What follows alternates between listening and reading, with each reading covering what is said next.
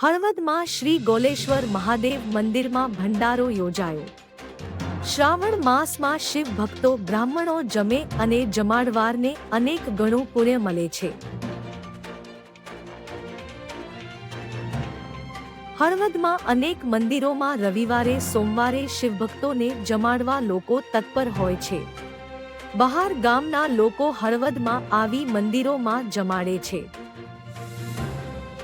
આજરોજ શ્રી ગોલેશ્વર મહાદેવના મંદિરમાં પત્રકાર સુધાકરભાઈ જાની, ડોક્ટર હેમાંગભાઈ જાની, નિશાંતભાઈ જાની દ્વારા શિવ ભક્તોને હળવદના પ્રખ્યાત ચૂરમાના કાજુબદામ, દ્રાક્ષ, વાળા ચોખ્ખા ઘીના ખસખસિયા લાડુ, દાળ, ભાત, બટેકા, વાલનું શાક, પૂરી, ભજીયા, રાયતું જમણમાં હોય છે.